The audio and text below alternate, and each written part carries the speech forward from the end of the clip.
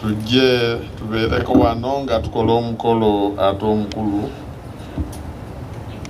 nga kino kituwa essuubi abooluganda Mukama yeebazibwe. Twebaza kwaya olw'oluyimba olulungi bwe lutyo n'endala ze bazituyimbidde. Mukama abawe omukisa. You voted for continuity. You voted for stability. Without stability, we cannot have this. I, K, O. Kakati omulabizi waffe katuweereyo essaala ewonga emirimu gyonna egigenda okukolebwa mu kitundu kyo. Katonda kitaffe ajjudde ekisa n'okwagala tukweyanziza olwa milestone eno gye tutuuseeko leero. Tweyanziza nnyo bassebo ne bannyabo oludde ng'otulaga ekisa kyo bwe bwesiga obwayi Mukama bwe tulina mu ggwe. Ntusabye nga tuyita mu nnyera ya Yesu Kristo Mukama waffe. Manyiga Yesu mangi yakutula ebitusimye mu bulamu mujje twebaze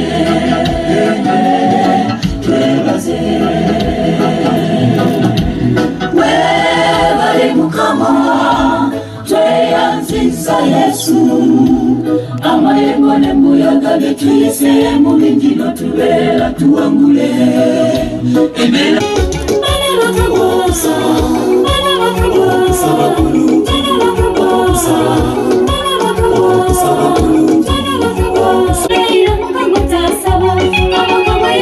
kiragiro kyekikole buli muntu asaka kirumbe yazisimba mu kibali yatawe ingango olulire enekimumba omulamu zekisaka ekintu kingi kyabazinga bweyamala nti danyeri walobye yalabye abafamire aba university n'abasomesa n'abo abasoma nutrition bonna ne bali naye nga balya bino okuguza kasooli ono temuddayi temumuguza abakola emmere y'embwa. Mukama wange naffe tukumye naye lwaki temuguza abakola emmere y'embwa oba abakola emmere y'ente oba eb'enkoko, muguze buka abakola embizzi. Mukulu Stephen Kabuye Meya, sebo jangu otegeeze abantu ba Katonda. Alaba nebaza nina kambasabe muyimirire mwami Saulo yowa production ekirumba nga kino kakitume RDC Mukama wange ani waba suubuzi mwami Ssenyonjo nsanyuse nnyo ssebo kulaba webala okujja okubeerawo nseera kino munzikiri. Njagala okwaniriza ba board members bonna abali wano mwebale okujja okubeerawo ku mukolo guno. Nziza Yesu amayengo n'embuyaga bye tuyise mu binjiro tubeera tuwangule.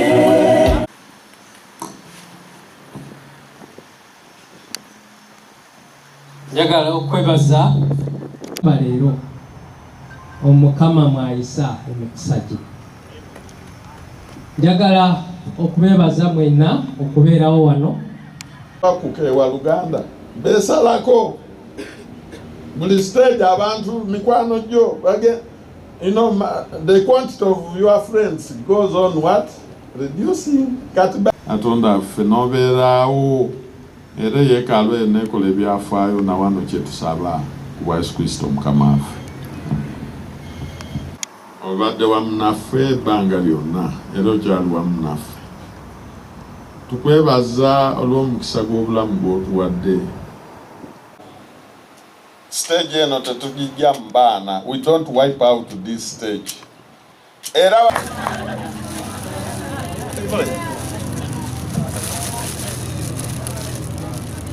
Okay, addako mulabizi waffe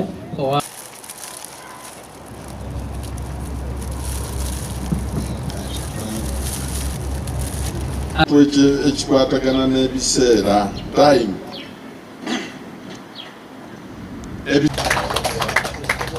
webale kwidda ssebo Mukama kuwa omukisa naye bagamba omuto gy'amanya enkuba gyetonya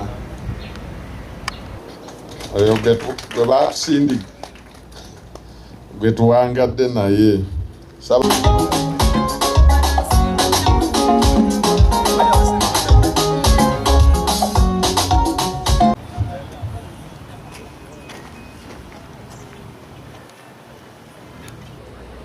singa abatalina magezi naye nga abalina amagezi nga temwonoona biseera kubanga ennaku zino nga tusaamu Katonda ekitiibwa.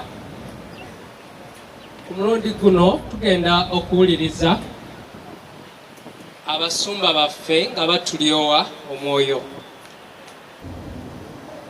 mwenna mbaaniriza Mukama waffe Yesu Kristo. Kino nga tukusinza Mukama, jangu gwe wennyini obeere ng'olungamya omuddu wo. Ndi bulungi ni Yesu waira akazibu kanumba niyeka wendina yegwendese waire kuwairenga mulina binjeyo bye mulina byo awobi Yesu aula Katonda affe olunaku olwaleero lwakweyanza kubanga achievement eno tezze out of the blue, tezze accidental and incidentally, wabuleze after a scrutiny of guidance and blessings okuva gy'oli. Katonda kitaffe kyetuva tusabira ekifo kino mu byonna bye twogedde wano jjukira esaala eno nga twagala Katonda affe gwoba obeera omusingo gw'annamaddala ejjinja lyennyini ery'okunsonda lye twetaaga olwo factor eno eryoka eyimirira okwo nti tukozese bulungi omukisa Mukama gwatuwadde, tukozese bulungi ebiseera Mukama byatuwadde kubanga Katonda atugamba n'otugamba teyatutonda kuba mikira wabula emiki. Omuntu anaabeera omutwe, omuntu anaabeera ow'omugaso, omuntu anaabeera ow'omugaso oba omuntu ow'omugaso oyo yakozeseza obulungi ebiseera bye ne resources as well. Era nga bwe ngambye nti Katonda ffenna atuwadde omukisa.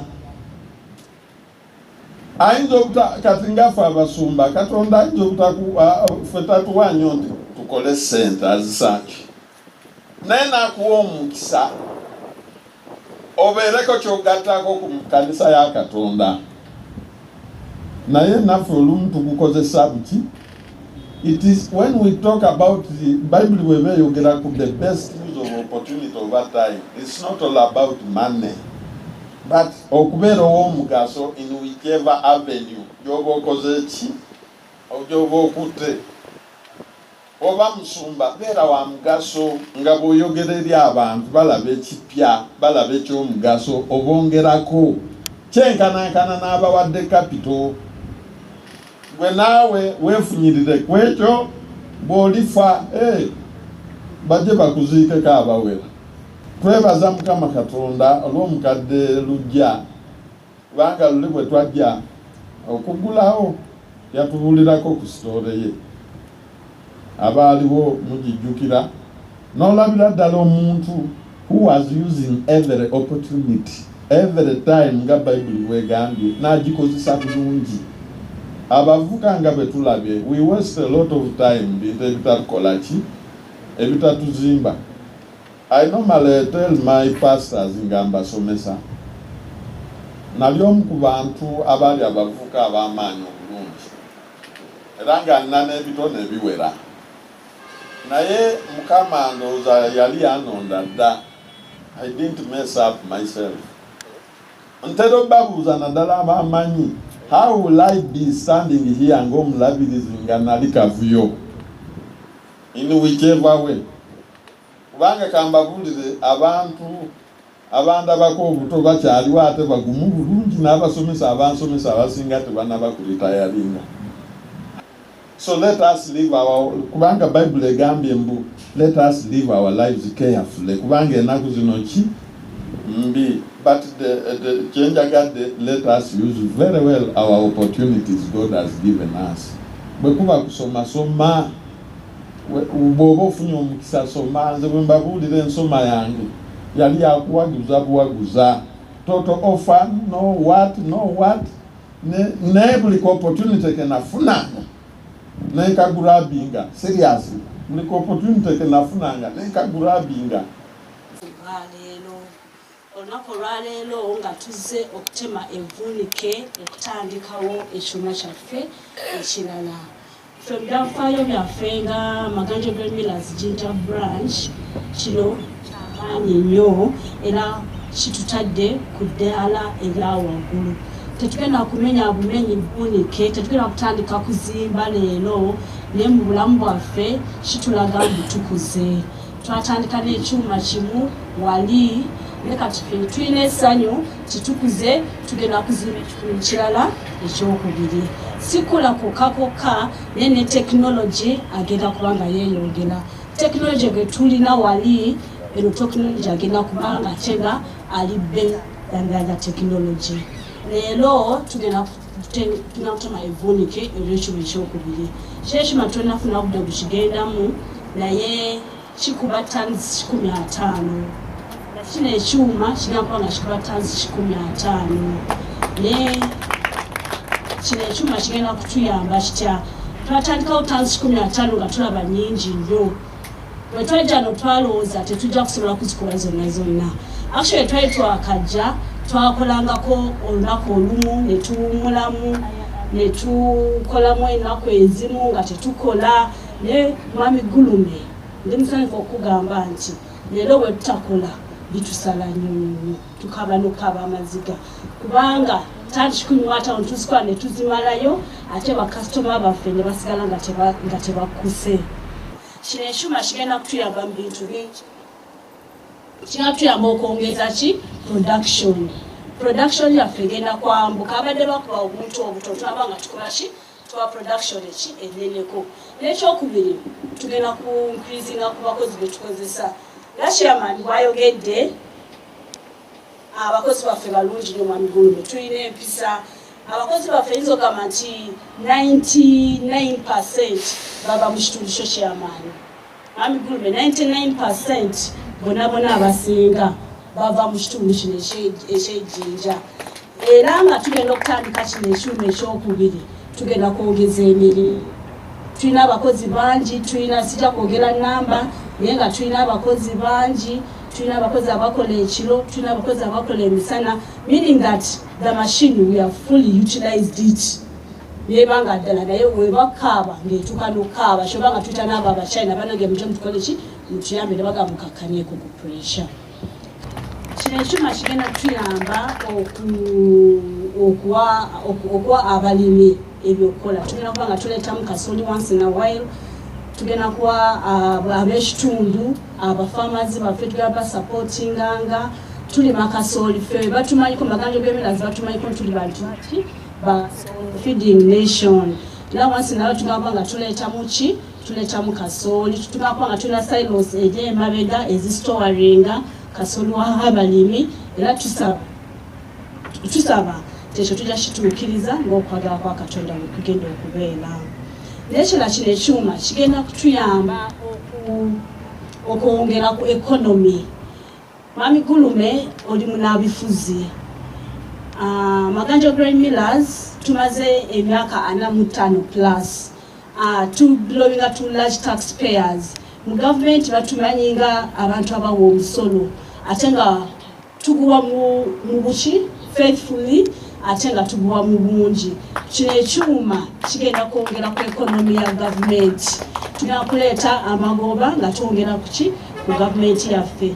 Tweyanziza nnyo tukubanga oyagala nnyo ebyenkulankulanya tutadde mu kyuma ekisooka tegagenda kuyitirirawo nnyo nga tuli mu kyuma kino. Kimu kyokka tusaba buwagizi okuva eri bakaba baffe. bannange ab'ekitundu balina n'abaffe chairman tubeebaza mwebale tukuuma mutugumiikiriza nnyo mutukuumye tetubadde na nduulu zonna byonna ne bwebale nnyo tugenda kula naye tulina okukakafu bwe tukula nammwe mujja kula tetugenda kula feka as Maganjo Brain Millers naye tugenda kula n'ekitundu asooka okwebaza gavumenti olw'engeri gye tukuttemu wadde oluusi bana ebizibu nabo ne batubanja omusolo gwe tutamanyi at least batuwadde security in every area security ekiro tutambula emisana tutambula nano mukama wange mutuwadde security ne makubo ffe mwatuwa omulimu gwa kukola mirimu day and night we are out naye mutuwadde security mwebale nnyo mwebalire ddala ne mutuwa security of the currency ensi kati ekaaba zonna n'eddola yaffe ng'egiddukamu tedduka bubi nnyo ng'ensi endala bwe ziri mwebale ku controllinga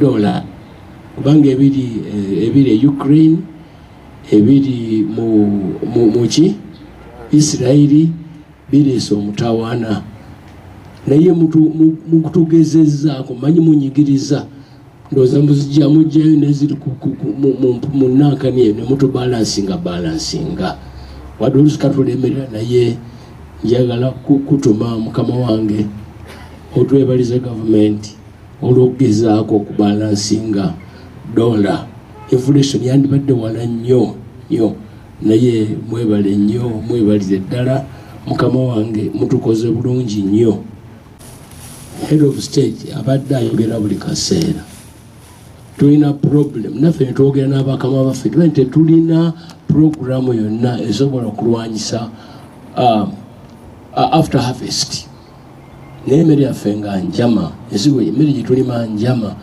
olw'okuba after harvest twanika wabi evunda nga buli wetugenda ogitunda ebweru baga nti mulimu akayitaani Alex aflatoxin bakayita agezaako emirundi mingi okutwala gye twexportinga wheat bran ne maize bran embaga nti ne kasooli ono mutwale mukama wange ne bagaana gamba nti ffe tumanyi nti kasooli wammwe wa nsolo olw'okuba tumanyi kumulongoosa ne batuuka n'okutuma ttenda wano ne baziwa Rwanda ati nga Rwanda bagula wano naye olw'abakama baffe board of directors njala kwanjulira nti abachina bano batukoledde ekyuma nga we have the best maize flour in Uganda if not East Africa.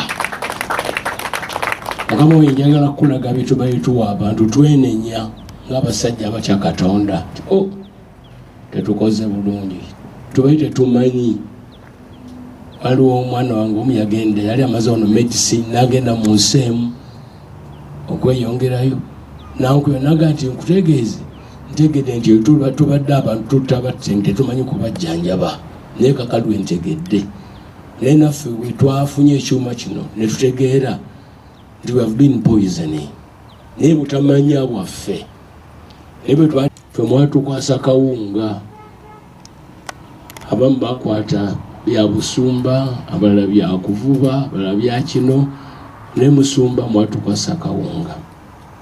Njagala kwebaza gavumenti ezenge etuse ebikyeshinga buli kaseera kano kali katya oluusi tunyiiga okutunyenyanyenyamu naye ate netusanyuka. Museveni yasookera yayogeyagane natwala kamereti naye kalya nga kalimu ettaka naye mbanagira bwenti nga abavudde mu State House tulage tulabe era nengamba mukama wange oyo tikangende India bwemba sinalaba byuma bijja mu mayinja sijja komawo. That was the concern of the president. Not all presidents can do that. Mukama wange si bya bufuzi naye tekiŋŋaana okusiima omuntu yenna abatukoledde ekirungi. As I speak now, mukama wange, we have the best millet. Etali mayinja and we do export to countries. Alice, can you come and tell us some of the countries where we export your products? Naenda kwebaza Maganjo Green Millers for this development jemulese mkitundu. The other day tried to kwigulawo eikolero, and I was here. Era nali ni minister yena abatumire was supposed to be here, Mr. Amire Babalanda. Abatumire ino era abenda ino aye ogwembuka gwitaki ogwebuko ni muluganda wekirise omwami kawi ti ogwembuga guto ogwebuko eitafali lyemutaire kubusoga wano. When we talk about these industries here, we are putting a lot of value to this region. This region as Busoga. Previously, Jinja has been the industrial town of this country. But gradually, industries are moving elsewhere. So for you to bring an industry here, we want to welcome you and thank you for the support you are giving to our people. I've been told that most of these younger people I'm seeing here, Ndikwe Unia, General Manager, n'abakozi be bona bato. Bana mwekubira ku mungalo. This is great. This is a very big contribution to this country. This country, according to the last population census, it indicated that 51% of the population are 17 years below. More than a half of the population of this country, bana bato. So they need support. About 23% of the population of this country, but they are between 18 years and 35 years, which means all these are job seekers. And now we are creating all these opportunities to these younger people. So, nenda kwebaza board, kwebaza MD for this great work you are doing in this country. Maganjo byekoze wano mu ggwanga lya Uganda tulina challenge esingira ddala obukulu ye employment.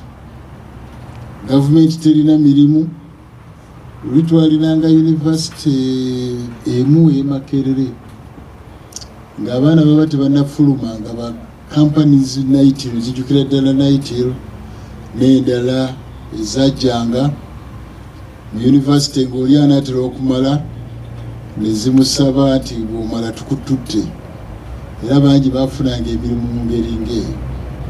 Kati tulina university kumpi nkaaga above 60s. Buli mwaka zifulumya ezimu emirundi ebiri.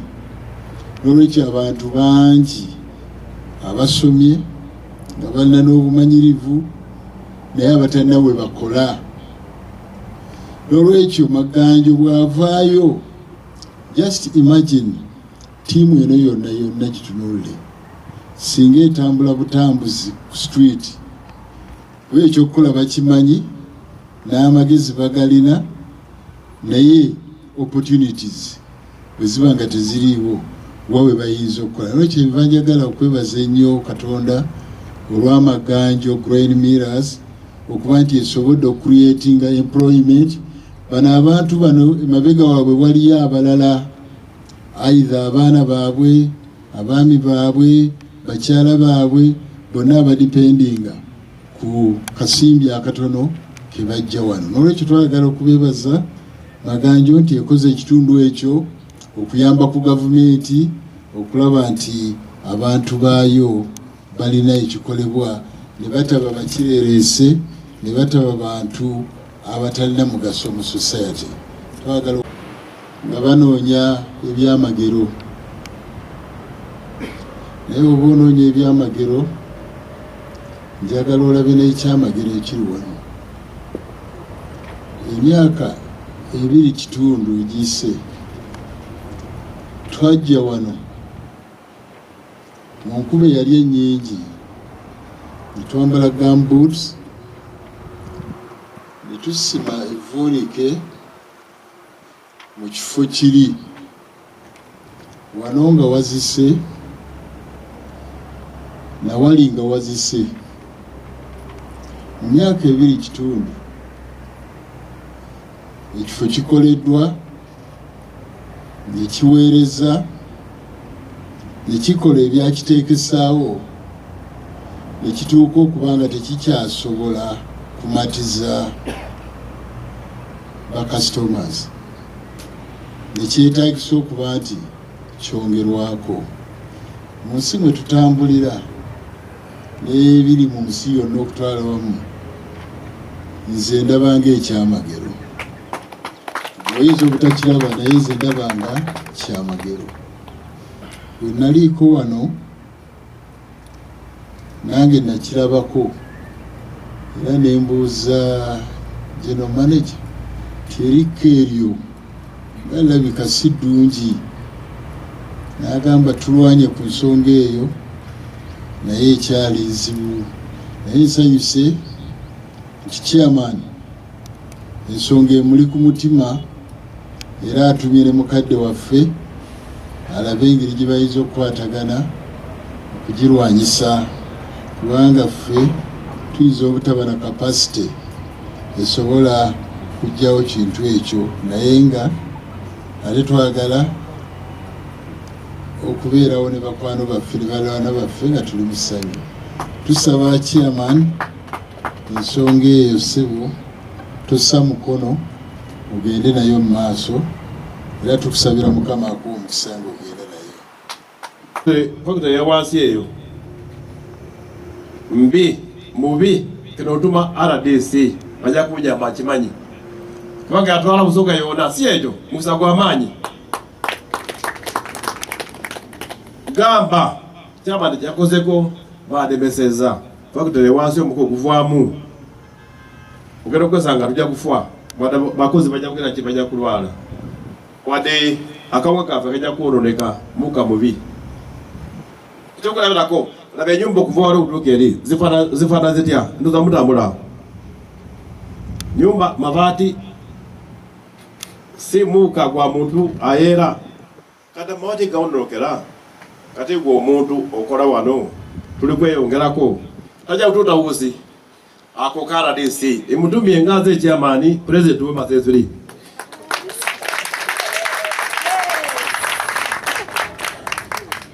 Bino ebirungi biva gy'oli amagezi n'okutegeera gw'obigaba. Katonda waffe twali tukulabyeko ng'otukolera ebirungi ebisukka wano.